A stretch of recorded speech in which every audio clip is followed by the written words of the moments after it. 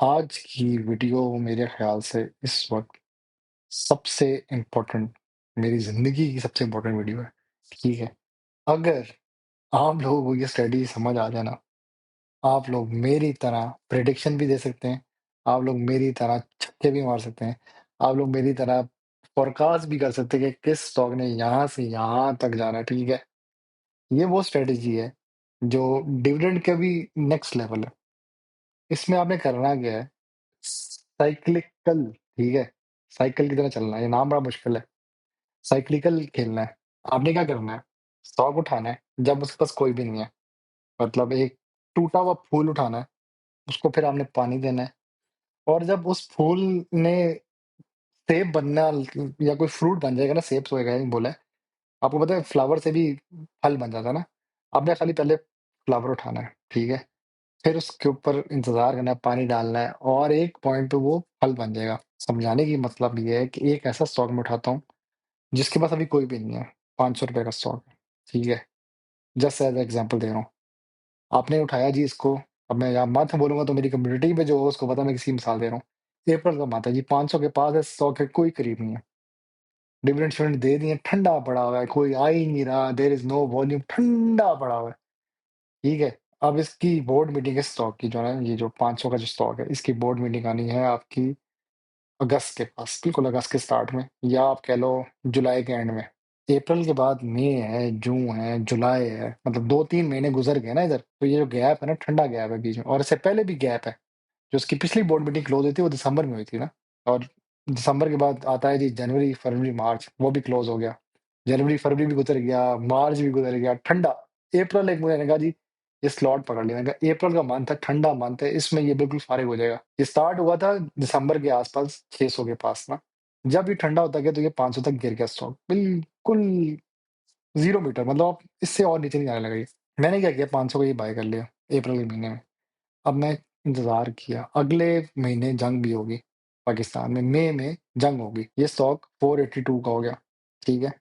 मैंने पैनिक नहीं किया। मेरा 5 लाख 4 लाख 80 हो चुका, मैंने पैनिक नहीं किया भाई, मैंने इंतज़ार किया, ठीक है? आज वो स्टॉक ये जो 500 का मैंने लिया हुआ है, वो 652 का है, ठीक है? मेरा 5 लाख जो था या मेरा 50 लाख जो था 65 लाख हो गया। इतने पैसे नहीं 50 लाख मैं पूरे डालूँ एक स्टॉक में, पागल नहीं हूँ। बट व्हाट आई सी ये स्टॉक यहाँ तक चला गया।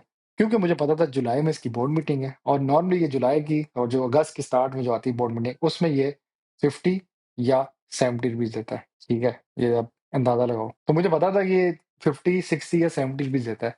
तो ये जो मेरी ट्रिक है, जो मैं हर दफ़ा प्रेडिक्ट करता हूँ, ये स्टॉक यहाँ से यहाँ तक जाएगा, वो इस तरह ही होता है। मुझे पता है एक स्टॉक है 500 का है, उसने अगर ₹50 दिया है, तो ऑब्वियस बात है कि ये स्टॉक 600 का भी जाएगा, उसके करीब-करीब बोर्ड मीटिंग है। वो बोर्ड मीटिंग जो है ना, वो इसकी जून में थी ना, नहीं जुलाई में थी बोर्ड मीटिंग ना। तो near to that board meeting ये स्टॉक छलांगे मारता-मारता 600 तक चला गया, क्योंकि बोर्ड मीटिंग के करीब आ गया था अब ये। जब बोर्ड मीटिंग का रिज़ल्ट आया, तो इसने छलांग मारी 630 तक। अब रिज़ल्ट के बाद स्टॉक का मसला ये हुआ, ये थोड़ा-सा गंदा इसने दे दिया, ईपीएस भी कम थी थोड़ी-सी, तो पब्लिक ने सेल कर दिया, यार इसे डिविडेंड नहीं मिलेगा, ये तो हम एक्सपेक्ट करते हैं ₹70 देगा, जिसने 50 क्यों दिया है? तो ये गिरता-गिरता वापस 615 का हो गया। अब एक स्टॉक की मिसाल दे रहा हूँ मैं अभी समझाने के लिए, जो मैंने टॉपिक आगे समझाना है ना, ये मिसाल से जल्दी समझ आएगी बात, क्योंकि अगर मैं वैसे समझाऊँगा तो आप लोगों को कुछ समझ नहीं आएगा। तो मैंने पहले कहीं पे भी नहीं किया, मैंने भी ऐसे बीच में सेलिंग प्रेस किया है थोड़ा, तो फिर मैंने लो पे फिर से उठाया था, लेकिन मैंने यहाँ पे वो नहीं बताऊँगा, मैं सिर्फ आपको मिसाल देके समझा रहा हूँ।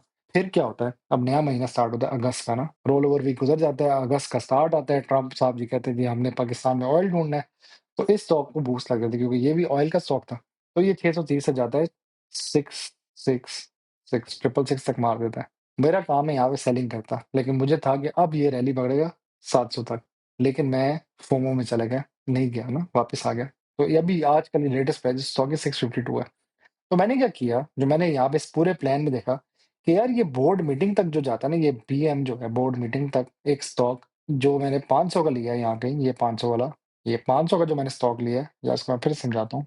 एक स्टॉक है जो मैंने 500 का लिया, बोर्ड मीटिंग आई इधर, डिविडेंड अनाउंस हुआ और एक्सडी इसका है अक्टूबर में। अब ये इतना बड़ा जंप दे दिया स्टॉक ने, अक्टूबर में एक्सडी होगा जी। नियर बोर्ड मीटिंग ये 600 तक पहुंच गया था। बोर्ड मीटिंग के बाद रिजल्ट के करीब ये 630 के पास बैठा हुआ था। और फिर अगस्त आ गया, तुक्का लगा इसका AUG, इसका तुक्का लगा तो ये पहुँच गया आपका 666 तक। क्योंकि इधर ना म्यूचुअल से एंट्री ले लेते हैं। अब इधर मसला सिर्फ इसका ये हुआ था कि आगे बिज़नेस सितंबर आ गया, लेकिन आपने इस पूरे प्रोसीजर में ये समझना जो मैं मेन समझाना चाह रहा हूँ ये है, ये जो साइक्लिकल है ना, कि आपने स्टॉक को उस पॉइंट पे उठाना जब nobody is near that stock, ठीक है? आपने बोर्ड मीटिंग के करीब तक उसको ना एक पीक पे सेल करना है, वो अब आप 15% सेल करें या आप 30% सेल करें, क्योंकि वो स्टॉक एक अच्छा खासा एक जंप दे देता है। वो आगे मैं स्ट्रेटजी लिखी हुई है, दिखा भी दूँगा। मतलब near board meeting, near BM, आपने स्ट्रेटजी समझनी यार, ये बड़े मज़े की है। पहले उठाना है ऐसे पॉइंट पे, अप्रैल जैसे महीने पे, जैसे कोई भी नहीं जिसके पास कोई अभी उसका डिविडेंड नहीं आ रहा, ठंडा पड़ा हुआ है, अप्रैल बड़ा गंदा लिखा है। मैंने 500 को उठा लिया, ठीक है? अब जब ये बोर्ड मीटिंग के करीब आया तो मेरा काम है इसको 30% सेल, जब ये 500 से 600 तक गया तो मैं 30% सेल कर दूँगा। तो वहाँ से मुझे अच्छा खासा एक लिहाज़ से 30% सेल करना बहुत बड़ा है, मतलब 1 लाख वैसे ही बन रहा था, उसका 30% कर दो तो मैं अच्छा खासा 30,000 निकाल चुका हूँ बीच में। और मैं जब नीचे आएगा फिर से मैं बाय कर लूँगा। और आपने क्या करना है उसके बाद, जब ये नियर एक्चुअली, उससे पहले जो एक वीक होता है ना, लास्ट डेट बिफोर एक्सडी नहीं है, अभी स्ट्रेटजी चेंज हो चुकी है। ये है लास्ट वीक बिफोर एक्सडी, ठीक है? लास्ट वीक है भाई, ये WEK लिख देता हूँ, क्योंकि मैंने देखा लास्ट डेट बिफोर एक्सडी जो है आजकल नहीं चल रही ना, आजकल लास्ट वीक है भाई, उसी वीक के पास-पास। अगर मतलब एक्सडी फ्राइडे को है, तो मैं थर्सडे या वेडनेसडे तक इसको पीक पे सेल करूँगा। और मैं कुछ स्टॉक्स दिखाऊँगा भी आपको, अभी लाइव दिखाऊँगा, आप समझेंगे आगे ये बंदा एक्सट्रीम लेवल पे। और ये स्ट्रेटजी बहुत कामयाब है। ये मैं ही यूज़ करता हूँ, मैंने कभी बताई नहीं थी, मैं कहा आज मैं बता देता हूँ, आप लोग भी कर सकते हैं। तो ये मैंने ये जो स्टॉक का बताया है, कोई कमेंट बताया, मैं किस स्टॉक की मिसाल ले रहा हूँ, कि जो अप्रैल में 500 का था, मैंने बाय किया, मैंने बाय कॉल भी दी अपनी कम्युनिटी में, और वो फिर 600 तक गया और आजकल लेटेस्ट जो है वो 649 या 652 के आस-पास फिर रहा है, ठीक है? अब मैं आपको ये 1-2 मिसालों से दिखा देता हूँ। स्लाइड शो पे बाद जाऊँगा, टेबल भी मैंने बहुत प्यारा आगे बनाया हुआ है। अब आपको दिखाता हूँ एक स्टॉक ना, खोला हुआ है मैंने, ये यूबीएल और ये मीज़ान, इसको मैं दिखाता हूँ। मीज़ान बैंक, ठीक है? आप सुनते जाओ आराम-आराम से। मैंने मीज़ान बैंक उठाया जी 1 साल के साथ, देखो मैंने कहा जी हम इधर उठाते हैं, 240 पे ना इसको। रोज़ लोग कहते थे हाई प्राइस है जी, हाई प्राइस है, मैं कहा उठा लो यार देखी जाएगी। अगला क्वार्टर आया 300 तक से मारा, अब हम फिर से इसको यहाँ कहीं उठाते हैं, जब कोई भी नहीं इसके करीब ना 300 के पास, इस लॉट में उठाते हैं। जो मैंने जून का महीना बताया, अप्रैल, मई, जून, आप ये तो वो हो गए जंग, ये जंग है 253, मैंने इधर नहीं, मैंने थोड़ा आगे उठा लिया, मैंने कहा पैसे नहीं, मैं बता अब पैसे आएँगे जून के आस-पास। 300 में मैंने उठा लिया स्टॉक को, जून के महीने में, ठीक है? अब सुनते जाओ बड़े गौर से। इसकी बोर्ड मीटिंग आई आपकी इधर कहीं पे, यहाँ पे। 11 तारीख को इसकी बोर्ड मीटिंग थी, ठीक है? अब सुनो, बोर्ड मीटिंग का रिज़ल्ट आया 12 को ना, तो इस दिन मुझे याद है इस स्टॉक ने 400 मारा था एक ही दिन में, और वापस किया था 322।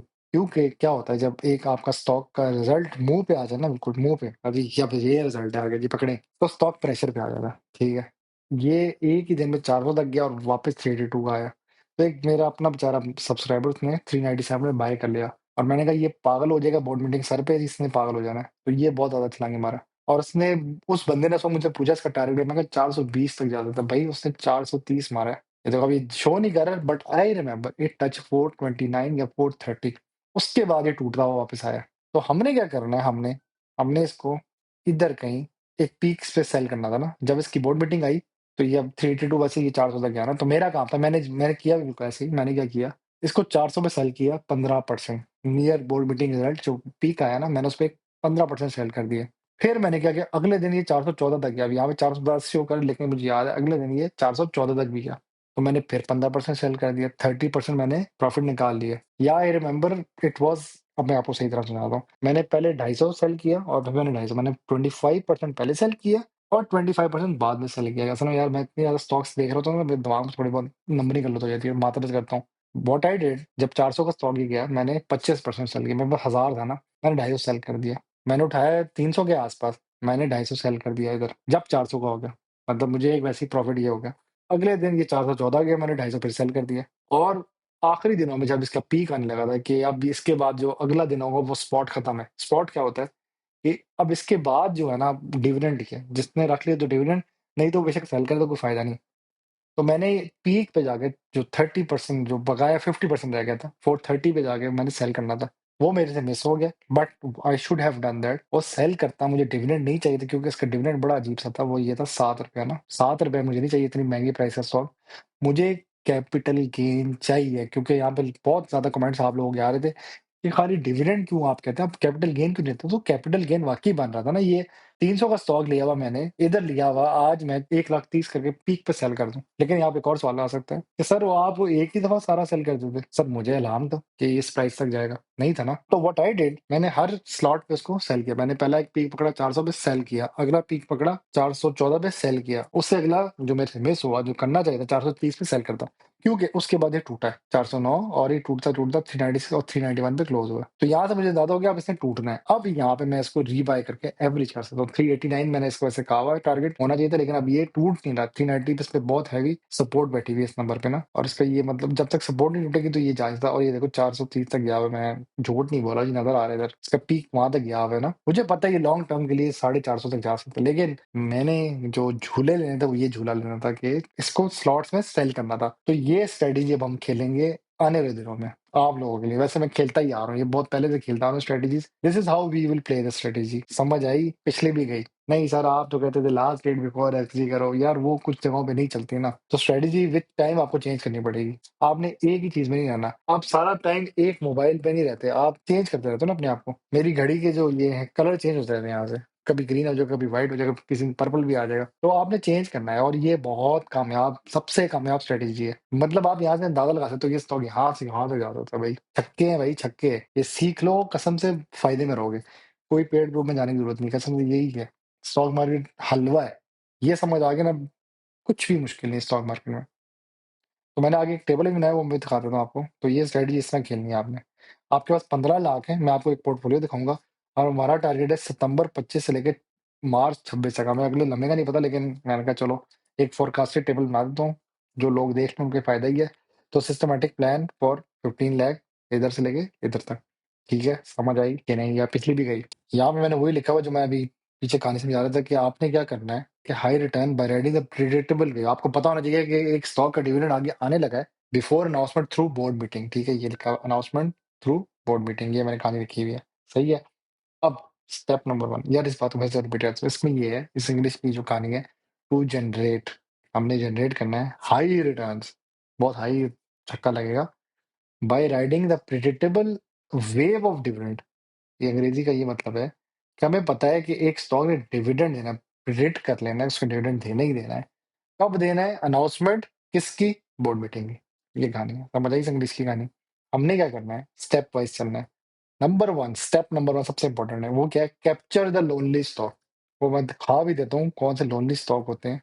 अब ये जैसा अभी ये लोनली स्टॉक बन गया है, ये जो आपका MEBL है, लोनली स्टॉक है, ये अब ठंडा पड़ गया। इसका अगला बोर्ड मीटिंग आएगी आपकी दिसंबर के आसपास। अभी चल रहा है सितंबर, ये जो डेट ऊपर शो कर रही है। ठीक है, तो एक लिहाज से लोनली स्टॉक हो गया, अभी ठंडा पड़ गया, इसके पास कोई भी नहीं आएगा, ये 380 तक भी गिर सकता है, बता रहा हूँ। क्योंकि लोनली है ना, इसके पास कोई भी नहीं जा रहा ना, तो आप इधर आ जाओ। ये एक ट्रिक होती है। ठीक है, capture the lonely stock, find the stock sitting near 52 weeks low. अब इसका 52 वीक्स देख लेते हैं हम लोग। इसका 52 वीक्स वैसे तो ये शो कर रहा है जी, ये 208 से 430 तक, लेकिन आपको पता होना चाहिए, मैं इधर से YTD देखूंगा इसका क्या चल रहा है। YTD का मतलब स्टार्ट कहाँ से हुआ था? 246 से स्टार्ट हुआ था, और ये 391 तक गया है। तो मोस्ट प्रॉब्ली ये 380 तक भी आएगा, तो मेरी तरफ से ये एक लो प्राइस पे आ गया। लेकिन इस स्टॉक की ये ट्रिक नहीं लगती। कुछ स्टॉक्स हैं इसमें, POL है जैसे, वो अच्छा खासा लो पे आ जाता है, वो टूट के बिल्कुल जमीन पे आ जाता है, 500 490 का हो जाता है, तो वो एक बहुत मजे का लो प्राइस पकड़ लेता है। अब आपको ना कंफर्म होना चाहिए विद हाई कॉन्फिडेंस के इससे नीचे नहीं जाता अभी स्टॉक। मुझे पता है कि वो जो स्टॉक था POL, वो अप्रैल से कमेंट में जो मैंने बात करनी ही थी, मैं बता दूं वो स्टॉक POL था, जिसकी मैं स्टोरी बड़ी समझा रहा था। मुझे पता है कि उसने 500 से नीचे नहीं जाना। बहुत हुआ तो एक जंग की हालत में जाएगा। वो एक केस है कि वो जंग की हालत में 500 से नीचे जाता है, वैसे नहीं जाता, ठीक है? तो मुझे कॉन्फिडेंस है इससे नीचे नहीं जाएगा, तभी मैं ना सिप के बड़ा खिलाफ हूँ। सिप क्या होता है? सिस्टमैटिक इन्वेस्टमेंट प्लान होता है, उसमें आपने हर महीने 10,000 डालना है। मैं इसको पसंद कतई नहीं करता। आई नो ये मेरा कॉन्सेप्ट है, आप लोग पसंद करें अच्छी बात है, ये काफ़ी बड़े-बड़े चैनल्स में दिखा रहे हैं, सिप करें जी, 10,000 हर रोज़ डालें आप स्टॉक मार्केट में। हर मंथ डालें, हर रोज़ तो नहीं, हर मंथ डालें। मैं कहता हूँ बंदा 10,000 करे हर मंथ, और पहले नंबर की कमेटी ले और डायरेक्ट एक स्टॉक को बाय करे उसकी लो प्राइस पे। मैंने 5 लाख की कमेटी डाली थी सिर्फ क्या उठाने के लिए? POL। ठीक है? और मुझे पता था मैंने POL उठाना, जैसे ही अप्रैल का महीना हिट करेगा, ये 500 के करीब आएगा, मैं बाय कर लूँगा। मुझे उस वक़्त मेरे मेंटर की कॉल आई थी कि भाई पीओएल को बाय कर लो, मैं दिखा भी देता हूँ। मैंने ना इसको इधर कहीं बाय किया, ये 524 कह लो, ठीक है? इसके आस-पास मैंने इसको बाय किया ना, 500 की रेंज में इसको बाय किया। मुझे कॉल आई और मैंने जितना हाई कॉन्फिडेंस है, इससे नीचे नहीं जाता है, इतना कॉन्फिडेंस था मुझे ना, कि ये स्टॉक 524 से नीचे नहीं जाने देगा ना। आपको 500 की मिसाल आसानी आसानी के तौर पे समझाने के लिए। अब आगे क्या हुआ कि पाकिस्तान इंडिया का ये झड़प चल पड़ी क्योंकि मोदी साहब ने इलेक्शन जीतने थे। तो ये 488 तक भी ड्रॉप हुआ था। मुझे वैसे 482 तक मैक्सिमम गया था, लेकिन अब यहाँ 488 शो कर रहा है।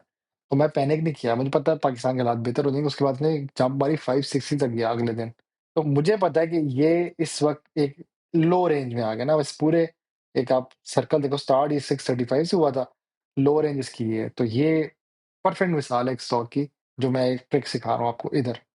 और ये वही बात आ गई ना, हाई कॉन्फिडेंस, मुझे कॉन्फिडेंस है कि इससे नीचे नहीं जाता, लेकिन अनलेस कि कोई जंग-शंग हो जाए, नाउज़ुबिल्लाह, अल्लाह ना करे कि पाकिस्तान और इंडिया की फिर से जंग हो, फिलहाल के तौर पे, अल्लाह दोनों मुल्कों को सलामत रखे, उधर भी मुसलमान हैं, हम इधर भी मुसलमान हैं। तो मुझे कॉन्फिडेंस था कि ये इससे नीचे नहीं जाएगा, लेकिन मेरा कॉन्फिडेंस कहाँ टूटा कि जंग होगी और गिर गया, लेकिन मैंने पैनिक में सेल नहीं किया, I just hold that stock, okay. मैंने बाय करके रख लिया। इधर लिखा है मस्ट हैव सिग्निफिकेंट कैपिटल भाई, मैंने इसलिए कहा कमिटी डाली मैंने। ये कमिटी डाली, मैं सिप के तभी खिलाऊँ, कमिटी डालो, डायरेक्ट 5 लाख आया। कमिटी डालो या आप वैसे किसी से उधार लेके ले लो, बाद में उसको सिप करके वापस करते रहो। आप वो स्टॉक पूरा उठा लो यार, 500 का था तो मैंने 5 लाख डाले ताकि 1000 स्टॉक मेरे पास आए। एश्योरेंस ये कि भाई इससे नीचे नहीं जाता। आपको इतना पता होना चाहिए कि ये स्टॉक इससे नीचे नहीं जाएगा। एक तो मुझे मैसेज ज़्यादा आ रहे होते हैं उधर, तो बाद में मेरी आँखें लेफ्ट साइड पे मुड़ जाती हैं। ठीक है? इससे नीचे नहीं जाना चाहिए स्टॉक को, ये एश्योरिटी होनी चाहिए। फिर आपको ये करना है, ये 2 स्टेप्स हो गए, ठीक है? स्टेप 1 ये था कि एक स्टॉक उठाना है, जो बिल्कुल कोई नहीं पूछा। स्टेप नंबर 2 है कॉन्फिडेंस दिखाना है कि यार ये एक लोएस्ट प्राइस पे आ गया है, इससे नीचे नहीं जाएगा। वो आप विद टाइम सीखोगे स्टॉक मार्केट में कि यार इस स्टॉक की क्या बाइंग रेंज होगा। आप चैट जीपीटी को भेजो, उसको यहाँ से स्क्रीनशॉट भेजो, उसे कहो बता इसकी लोएस्ट प्राइस क्या है, वो इसको चेक करेगा खड्डे को पहले। फिर वो इस पूरे की स्टार्ट और इसकी और इधर बीच की एक एवरेज निकालेगा। वो कहेगा जी इस स्टॉक की इस वक़्त भी एक ओरिजिनल प्राइस जो है वो 540 या 550 बना के देगा आपको। वो चैट जीपीटी का काम है, आपका काम नहीं है। वो आप इसको स्क्रीनशॉट भेजो, इधर चैट जीपीटी से बातें शुरू कर दो, ये जो चल रही है यहाँ पे। वो आपका काम है वैसे, लेकिन आजकल एआई का ज़माना है, आप एआई को यूज़ कर सकते हो काम के लिए। फिर आपने क्या करना है, तीसरा स्टेप जो है वो है बैंक द रूमर। अब आपको पता है कि बोर्ड मीटिंग के करीब एक स्टॉक पीक पकड़ेगा, मतलब एक स्टॉक है वो अभी इधर फिर रहा है ना, जब बोर्ड मीटिंग बिल्कुल करीब आ गई होगी तो वो यहाँ तक चला जाएगा, ठीक है? अब रिज़ल्ट अगर अच्छा आया तो वो यहाँ से यूँ जाएगा, और अगर रिज़ल्ट अच्छा नहीं आया तो यहाँ से यूँ जाएगा स्ट्रेट नीचे। फिर नियर एक्सडी क्या होगा? वो वापस एक रैली पकड़ेगा। इस केस में क्या होगा? आपका एक्सडी करीब आ गया तो यहाँ से वो और ऊपर चला जाएगा। तो डिपेंड करता है ना, अब ये वाला जो केस था ना कि अगर उसका रिज़ल्ट अच्छा नहीं आया, तो ये फातिमा का केस अभी मेरे सामने हुआ है। फातिमा का रिज़ल्ट ठीक आया, न्यूट्रल आया, लेकिन पब्लिक को चाहिए था कि 4 पे डिविडेंड देता ना, तो फातिमा थोड़ा-सा ड्रॉप हुआ ना, 116 पे आ गया। और फिर अब वो गेंद पकड़ा है 120 से 130 की तरफ झूला जा रहा है उसका। पीओएल के साथ भी ऐसे ही हुआ तकरीबन, मीज़ान के साथ भी तकरीबन ऐसे हुआ है। यूबीएल का ये वाला केस है, यूबीएल डिविडेंड तक गया यहाँ पे, उसके बाद मतलब उसकी बोर्ड मीटिंग यहाँ तक गया, उसके बाद वो पीक किया उसने। इट वाज़ आई रिमेंबर, मैं बता सकता हूँ यहाँ पे, यूबीएल की प्राइस जो थी 330 तक गई थी ना, नियर बोर्ड मीटिंग। उसके बाद क्या हुआ, वो 320 का भी आया, टूटा कि उसकी बोर्ड मीटिंग का रिजल्ट नहीं आया। अगले दिन सुबह-सुबह जब रिजल्ट आया तो यूबीएल साहब 340 से लेके 375 लास्ट डेट बिफोर एक्सडी मार चुके थे भाई साहब। ये यूबीएल साहब है आपके, ये हीरो आपका यूबीएल। ये यूबीएल में इतना मतलब, ये जो मैं 2 तरीके बताए ना कि एक ग्राफ यहाँ से यहाँ पे रुकता है, फिर यूँ जाता है कि जी बोर्ड मीटिंग का रिजल्ट ऐसे पीक मारा। एक ग्राफ आपका इस तरह होता है कि इधर से बोर्ड मीटिंग तक गया, उसके बाद रिजल्ट अच्छा नहीं आया तो थोड़ा-सा नीचे जाता है, और फिर नियर नियर जो एक्सडी है, नियर एक्सडी फिर वो एक पीक लेता है। ये वाला जो केस है ना, ये वाला बहुत मज़े का होता है। ये कुछ स्टॉक्स ने दिखाया है और वो यूबीएल एक सबसे परफेक्ट मिसाल है। पीओएल इस वाले केस में आ गया। पीओएल अब स्लो चलेगा क्योंकि उसका एक तो एक्सडी भी बहुत लेट है। तो ये जो थर्ड स्टेप है कि आपने सेल करना है इस वाले पॉइंट पे। ये जो पीक पकड़ेगा ना इस पॉइंट पे 30% सेल करो, 30 करो, 15 करो, 10% करो, एटलीस्ट सेल थोड़ा-सा करो, कुछ पैसे ले लो, ताकि आपके पास एक गेन आ जाए। एंटीसिपेशन रह कि क्या पता नहीं कैसा रिज़ल्ट, एंटीसिपेशन का होता है कि मुझे क्या पता क्या रिज़ल्ट देगा। ये कहानी समझ लो, कसम खुदा की बहुत फ़ायदे में रहोगे, माड़ा तुम लोग फ़ायदे में रहोगे। मैं तुम लोगों को जो चीज़ें बता रहा हूँ ना, मुफ्ते की हैं भाई। लोग कहते हैं जी सारा आप एआई से लिखवा दो। यार एक बात सुनो, मैं खुद एआई को देता हूँ, एआई को बता रहा हूँ तो यही चीज़ लिख इसकी चैट दिखाऊँगा, आप कहोगे भाई एआई भी घूम गया था उसके अंदर कि कहना क्या चाह रहा है बंदा। बोलिए कहना क्या चाहती हो? अच्छा, अब आपने क्या करना है वही जो मैं बता रहा था ग्राफ में, अगर रिजल्ट अच्छा नहीं आया तो ये थोड़ा-सा गिरेगा स्टॉक और अगर रिजल्ट अच्छा आया तो ये और उठेगा। इफ रिजल्ट्स आर गुड, हमने क्या करना है, ये यहाँ से जो थोड़ा-सा ड्रॉप के बाद फिर उठता है ना, इधर 10% एक और सेल करना है और इधर जो हमने एक पीक रैली पकड़नी थी नियर बोर्ड मीटिंग वो 30% हो गया। तो हमारा कितना हो गया 40% ऑलरेडी एक सेल हो चुका है, ठीक है? अगर रिजल्ट अच्छा आया तो ये वो इफ गुड वाला रिजल्ट है ना ये जीओ डी वाला। और ये वाला जो है हमारा बैड रिजल्ट, ये फातिमा का केस जो आ गया, फातिमा का रिजल्ट अच्छा नहीं आया, वो ड्रॉप हो गया। अब वो अगला जो नियर एक्सडी है ना, जब इसका लास्ट डेट बिफोर एक्सडी, वो एक पीक वापस लेगा अपना। हमने क्या करना, अगर रिजल्ट अच्छा नहीं आया तो हम होल्ड पे आए। अब इस पॉइंट पे हमने सेल नहीं करना, वी आर ऑन होल्ड। ऐसा लग रहा है मैं स्कूल में तुम लोगों को पढ़ा रहा हूँ गंदे बच्चों। ठीक है, हमने होल्ड कर लेना है। हमने कहा चल ठीक है कोई बात नहीं, रिजल्ट अच्छा नहीं, हम कुछ नहीं कहते आपको। इस पूरे वीक में हमने होल्ड कर लिया बिफोर पीक प्राइस। ये जो पीक प्राइस है ना, ये वाली प्राइस जब एक्स डी आ रहा होगा वो एक पीक पकड़ेगा, फिर हम वापस सेल करेंगे। जो 10% हमारा मिस हो गया था ना, ये वाला 10%, ये वाला 10% मिस हो गया था, हम यही 10% अब हम इधर सेल करेंगे इस वाले पे। यहाँ से निकलेगा उसके बाद ये वाला जो जाएगा उस पे फिर हम ना वो 10% निकाल देंगे। तो हमारा वही 40% फिर से बन गया। टेंशन ना लो, ये बड़े मजे की चीज समझ आ रहा हूँ मैं। नहीं समझ आ रही फिर समझा देते हो यार। सुनो बड़े गौर से बात, पहले तो अच्छा वाला सुन लो ना। ग्राफ देखना आपने पहले, नियर बोर्ड मीटिंग स्टॉक की प्राइस ऐसे इंक्रीज करेगी। नॉर्मल नॉर्मल ग्राफ बना रहा हूँ। जैसे ही बोर्ड मीटिंग अप्रोच करेगी तो स्टॉक ऐसे थोड़ा सा नीचे जाएगा फिर ऊपर जाएगा ऐसे।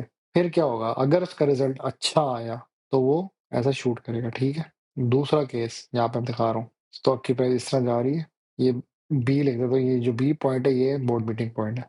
अभी जा रही है, बोर्ड मीटिंग करीब आने लगी जी, कुछ होने लगा इसके अंदर। ये बी तक आ गया, ये बी आ गया इस पॉइंट पे, ये बोर्ड मीटिंग है, ठीक है? अगर रिजल्ट अच्छा नहीं आया तो ये ड्रॉप हो गया। अब ये भी एक्सडी के करीब पीक कर लेगा फिर से और अभी भी पीक ही पकड़ता जाएगा, ऊपर ही आएगा अभी स्टॉक ना।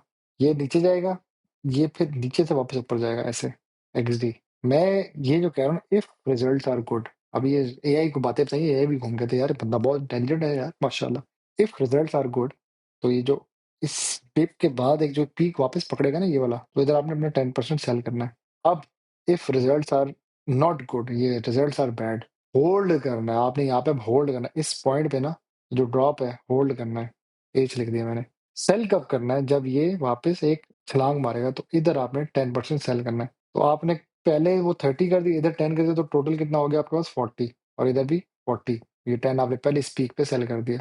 बाकी फिर आपके पास मेरे ख्याल से 60% या 50% रह जाएगा, वो आपने एक अलग से सेल करना है लास्ट वीक बिफोर एक्सपी। ये तो आपने चलो एक पीक में सेल कर दिया ना इधर, फिर ये जो इधर एक लास्ट वीक आता है ना ये वाला स्लॉट, ये जो बीच का स्लॉट है ये वाला, वो इधर जाके सेल करना है। ये जो लिखा हुआ है लास्ट वीक बिफोर एक्सडी वो सेल 50%, ये जो in the week before XD date. अगर एक स्टॉक की फ्राइडे को एक्सडी है तो मैं उसको थर्सडे या वेनेसडे को पैचेस में कर दूंगा 25%, पहले वेनेसडे को 25%, थर्सडे को तो डब्ल्यू टी लिख रहा हूँ मैं, ठीक है? फ्राइडे को क्योंकि एक्सडी हो जाना है या उसकी लास्ट डेट हो जाएगी तब मोस्ट प्रोबेबली स्टॉक टूट जाता है, ठीक है? जिस तरह मैंने बताया था, मीज़ान वेडनेसडे को 414 का हुआ, थर्सडे को 430 का हुआ, फ्राइडे को वो 409 का हो चुका था, ठीक है? समझो ये कहानी। तो मैं क्या करूँगा, अपना बकाया जो 50% है वो सेल कर दूँगा। तो मैं एक लिहाज से डिविडेंड जो है खाली 10% रह जाएगा, क्योंकि ये 40 हो गया, ये 50 हो गया, अब रह जाएगा 10%। इस 10% का मैं डिविडेंड खा लूँगा उस स्टॉक का। और मैं ये रिपीट करूँगा साइकिल बार-बार, रिपीट दिस एंटायर प्रॉफिट और capital back to step 1। Step 1 क्या था? Capture the lonely stock. जो पैसे आएँगे, उसका फिर मैं कोई नया स्टॉक ढूँढूँगा जो बिल्कुल ठंडा पड़ा हुआ है। तो आजकल बैंक्स ठंडे पड़े हुए हैं ना, तो ये सीन है। अब इस चीज़ को अगर भी अभी भी समझ आई, दूसरी सब हो गया, अब तीसरी बार समझाता हूँ। नहीं समझ आई तो फातिमा का केस देख लेते हैं हम लोग। ये खुला हुआ है फातिमा का केस। फातिमा की नियर बोर्ड मीटिंग 129 टच किया था। ये देखो 18 अगस्त को, आज है 1 सितंबर, 18 अगस्त को 129 130 टच किया है कि बोर्ड मीटिंग का पीक आ चुका है। फिर ये ड्रॉप हुआ है क्योंकि इसका रिजल्ट अच्छा नहीं है और उसके बाद ये देखो 116 तक आया है। अब लोग कहेंगे जी 28 है जी और रोल ओवर वीक। एक तो रिजल्ट भी अच्छा नहीं है, ऊपर से रोल ओवर वीक भी, तो फातिमा के साथ बहुत ही बैड सीन हुआ है, ठीक है? लेकिन अब ये जो वापस गेन आ रहा है ना, अब वो 1 सितंबर भी आ गया, म्यूचुअल्स वापस आ गए, तो अब ये एक रैली पकड़ना चाह रहा है स्टॉक। वो जो मैं बार-बार ग्राफ दिखा रहा हूँ ना, इस तरह वाला, वो ग्राफ ही चला गया, चलो। वो जो मैं ग्राफ दिखा रहा था ना ये वाला, कि इफ रिजल्ट्स आर बैड तो एक ये ड्रॉप आता है, वो जो ड्रॉप ये रहा, ये वाला drop. If results are bad वो एक ड्रॉप आएगा। ये जो आपको लाइन्स नज़र आ रही है, ये ड्रॉप की बात कर रहा हूँ मैं। इफ रिजल्ट्स आर बैड, फिर वो एक नई रैली पकड़ने की कोशिश करेगा, नियर एक्सटी वाला ना। अब वो ये रैली पकड़ने की कोशिश कर रही है, स्टॉक जाएगा 129 तक वापस, जो इसका एक पीक है ना, या 132 या 129 तक जाने की कोशिश कर रहा है। वो ये हम करेंगे इसके साथ, कि हम कहेंगे यार चल अभी तो ना दे, इधर नुकसान नहीं पकड़ना, हम अगली रैली पकड़ेंगे। ये जो रैली बना रहा है उसको हमने सेल पे करना है। वही जो बकाया हमारा 10% फंसा हुआ था वो तो इधर कर देंगे, नियर बोर्ड मीटिंग, या इधर जब ये रैली पकड़ लेगा इधर करेंगे जब भी स्टार्ट होगी रैली इसकी। और नियर एक्सडी हम इसका जो 50% बकाया रह गया वो 50% सेल कर देंगे। आई होप सो आप लोगों को ये बात समझ आ गई होगी। ठीक है, जो रह जाएगा बकाया 10% उसका हम डिविडेंड खा लेंगे। ठीक है, आगे मैंने एक बहुत प्यारा टेबल बनाया हुआ है। ठीक है, और now recycle your entire profit and capital back to step one. फिर वो नया लोन स्टॉक उठाना है ये वाला, और वो कॉन्फिडेंस से बाय करना है। कमेटी कमेटी डालो, पैसे इकट्ठे हों, डायरेक्ट उठाओ स्टॉक 2000 या 1000, और कंफर्म, और वो इस प्रोसेस फिर से रिपीट हो जाएगा। आगे मैं आपको एक चीज दिखाता हूँ, एक टेबल आएगा उसमें मैंने 3 कैटेगरीज बनाई है, कैटेगरी ए, बी और सी। वो ये है। ठीक है, इसमें आप सुनते जाओ क्या सीन है। थोड़ा मैं तेज चलूंगा, आई थिंक लेट हो रहा है, मेरा भी सोने का टाइम हो रहा है, और वीडियो की रिकॉर्डिंग भी ज़्यादा हो जाएगी। फिर कह रहे हैं, "आगे घंटे की वीडियो कौन देखेगा ज़ाहिर हमें डायरेक्ट समरी बता रहे हैं।" उस्ताद जी देखो तो सही, कोई इन्फॉर्मेशन है। ऐसी-ऐसी चीज़ें तो मेरे को नहीं बताएगा। अच्छा मेरे पास 15 लाख थे ना, ठीक है। 15 लाख को मैंने कर दिया 3 हिस्सों में डिवाइड। मैं कहा जी 5-5 लाख करते हैं, और मैंने कोई बड़े-बड़े स्टॉक उठाए। अब मुझे पता है कि एफएफसी शरिया होने लगा है। आपको कैसे पता है सर? यार छोड़ो, होने लगा बस, मैं कह रहा हूँ ना, वकार जगह बन गए। मैं कह रहा हूँ वही होना है। नहीं ऐसा कोई नहीं है। इसकी ना एक काम चल रहा है, इसकी सुनने में आ रहा है कि इसके अपने लेटर्स भी आए हैं कि ये शरिया की तरफ जा रहा है। और शरिया अगर ये हो गया ना, ये स्टॉक 500 तक जा सकता है, उसके बाद स्प्लिट हो जाएगा। एफएफसी की बात करो यार, दिखा भी देता हूँ। अभी आजकल पता नहीं क्या इसकी प्राइस चल रही है, 430 या 429 का आज हुआ था, टूटा था थोड़ा सा ये। ओए 433, जब ये 429 का तो मैंने बाय कॉल दी। मैं कहा यार इसको उठा लो, ये 429 का हो गया। ये 444 से 450, 460, 470 से टूटता हुआ आया नीचे। यहाँ पे मुझे एक बंदे ने भी कहा था, "सर जी जा रहा है ये 500 तक।" मैं कहा, "अब भी नहीं जाता, अभी टूटेगा।" "सर जी आपको कैसे पता होगा जी ये क्या टूटा हुआ?" अच्छा लोग इधर बाय करके फँस गए अब। इंतज़ार कर रहे हैं। हाई प्राइस में स्टॉक ना बाय करो। हमें कैसे पता लगेगा हाई होगा? यार इधर से देख लिया करो ना, एआई से पूछो, वो खुद ही इसका बता देगा बहुत हाई प्राइस पे चला गया। अच्छा इस स्टॉक की स्टोरी ये है कि ये अब जा रहा है शेयर की तरफ, तो ये 500 का हो सकता है ना, फिर स्प्लिट हो जाएगा, फिर 250-250 हो जाएगा। एक मैंने कहा जी मैं 250 जो है एफएससी में डाल लेता हूँ, और दूसरा 250 जो है मैं अपने यूबीएल में डाल लेता हूँ, बस। सर आपने मीज़ान क्यों नहीं उठाया? सर आपने एमसीपी क्यों नहीं उठाया? मेरी भाई प्यारे भाइयों बात सुनो, जितना मज़े का झूला आपको यूबीएल ने दिया है, शायद ही किसी ने दिया होगा। अब मैं आपको एक शॉट दिखाता हूँ। इस शॉट में ना मैंने कहा था यूबीएल को बाय करो, ठीक है? इसकी डेट जो देखी जाए ना, 23 जून को मैंने कहा था यूबीएल बाय करना, 260 का है ना, इस वाली शॉट पे, ठीक है? और यूबीएल वाक़ई उस वक़्त स्प्लिट हो चुका था। वो आई थिंक इसको 260 258 और 2 से मर गया था, तो उसके आस-पास स्प्लिट हुआ था। तो यूबीएल की मैंने उसको कॉल दी थी, मैं कहा इसको बाय करो, ये टूटा है अभी ना रिसेंटली। इसको अगर 6 महीने के हिसाब से देखो, या एक इस यार इसका वो ग्राफ इस तरह का नहीं आ रहा है, ये टूटा है कि नहीं टूटा। अच्छा इन्होंने क्या किया, ग्राफ को अपडेट कर दिया है। इन्होंने कहा जिसको 100 के हिसाब से देखो अब आप, मतलब अब जब स्प्लिट होगा उसके हिसाब से जो प्राइस बने उस हिसाब से इन्होंने एडजस्ट कर दिया। बड़ी बात अच्छी बात है, इन्होंने वेबसाइट पे अपडेट दे दी है। तो मैंने इसकी कॉल दी थी इधर कहीं ना, जून, ये मैंने कहा इसको उठा लो, ये टूट चुका है हिस्सों में ना। उसके बाद से ना ये देखो इसने रैली पकड़ी है, और ये चलता गया चलता गया चलता गया चलता गया, वो 373 मारा है, और ये 375 या 373 तक हमने सेल किया इसको। तो आपने क्या करना है, अब यूबीएल की रैली बहुत मजे की है ना, इसकी देखी जाए तो रैली ये देखो कहाँ से ये चलना शुरू हुआ है, और ये बहुत ऊपर गया है। 117 तक या 115 तक ये इसने, मतलब 260 से लिया हुआ है। जून 23 की बात है, और ये जुलाई के अराउंड 117 या 115 तक, इतना बड़ा गेन किसी स्टॉक ने अभी तक से नहीं दिखाया मुझे। बाकी होंगे, साजू होगा, इस तरह के स्टॉक्स होंगे, लेकिन इस तरह के मतलब एक फंडामेंटली स्ट्रॉन्ग स्टॉक का ये मुझे सबसे पसंद आया। मीज़ान ने भी दिया होगा, आपके एमसीबी ने भी दिया होगा, लेकिन इसका सबसे बड़ा ये झूला जो है ना, मुझे इसका पसंद आया था। और बड़े-बड़े लोगों ने तारीफ़ भी की थी, कह रहे फरसान भाई आपकी कॉल पे बाय किया, बड़ा प्रॉफिट है।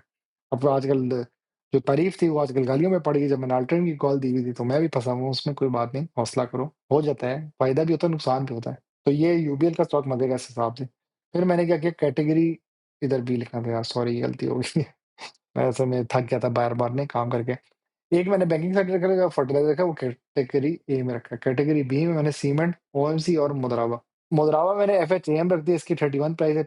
ओएमसी में ऑयल मार्केटिंग कंपनीज़ है, ओपीएस रखा है। और सीमेंट में मैंने लक रख दिया, ठीक है। लकी सीमेंट क्योंकि महँगा स्टॉक है तो मैंने कहा 2.5 लाख रखो, और पीएसओ 1.5 लाख, और एफएचएम पे मैंने लाख रुपए डाल दिया।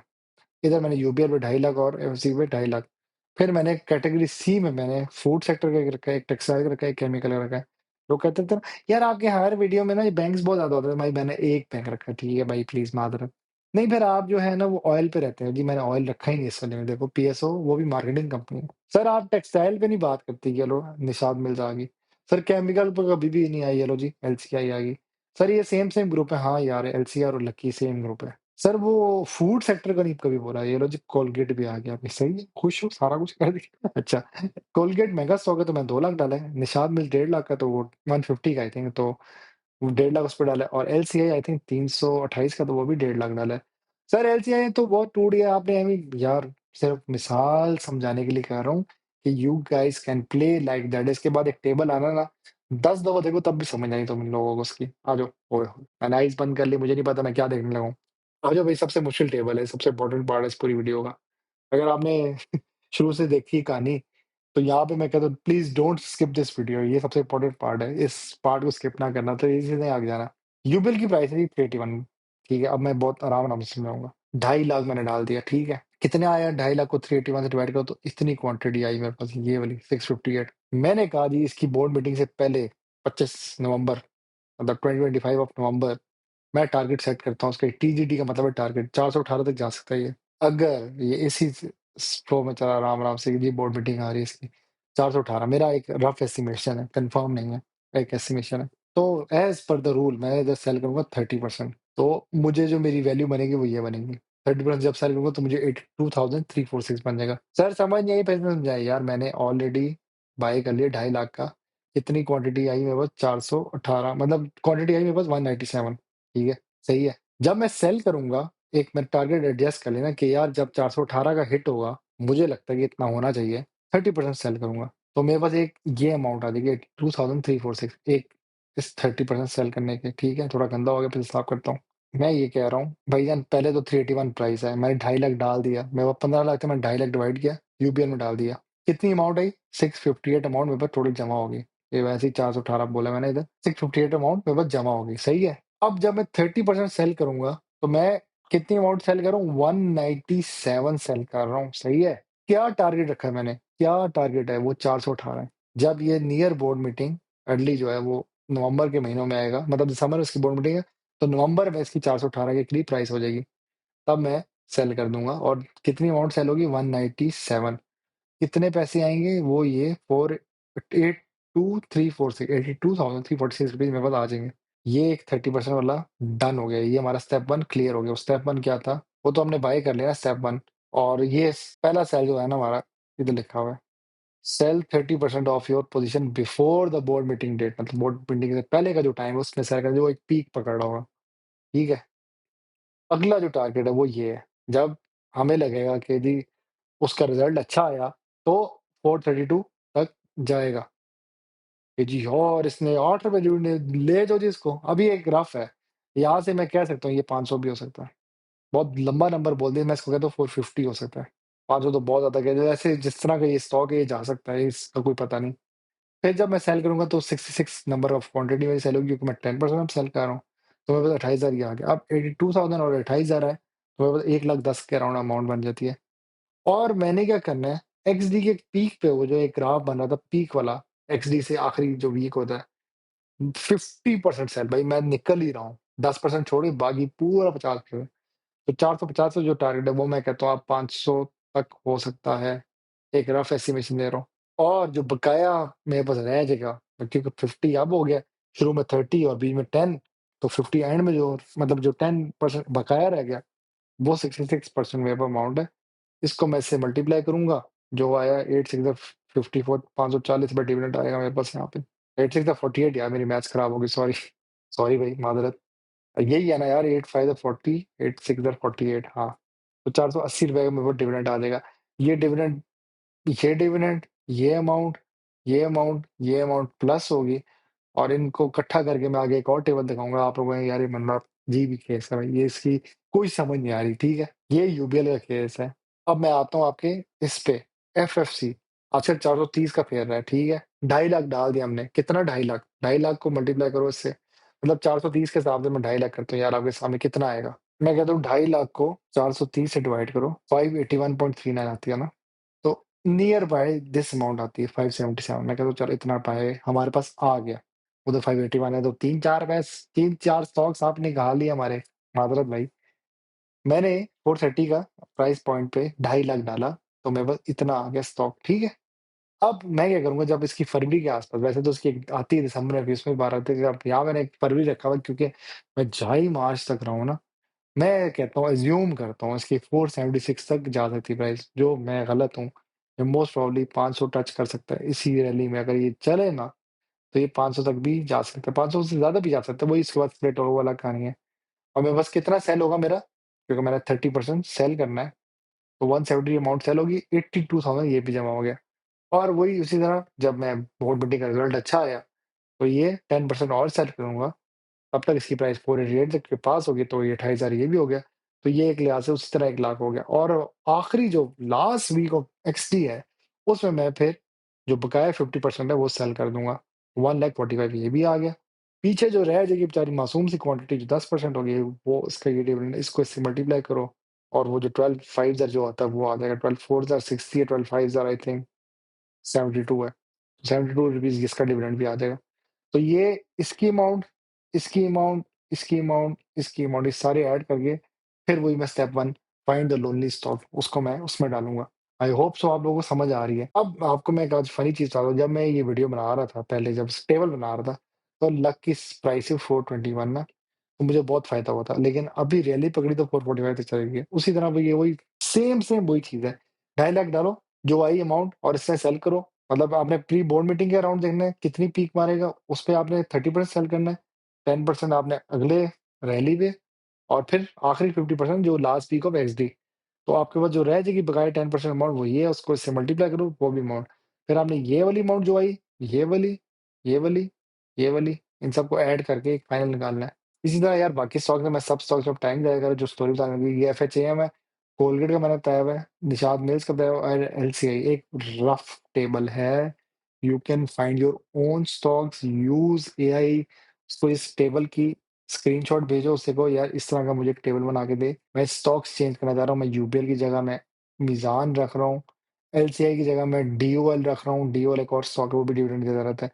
निषाद मिल्स की जगह आप आईएलपी रख लो, कोलगेट की जगह आप बीएफ एग्रो रख लो या बनी फूड्स कभी भी ना रखना वैसे। एफएचएएम की जगह टीआरएसएम रख लो, वो एक और मुद्राब है। पीएसओ की जगह आप वाफी रख सकते हो। ये मैंने सिर्फ एक टेबल आपको रफ समझाने के लिए किया है कि इस तरह आप कर सकते हो।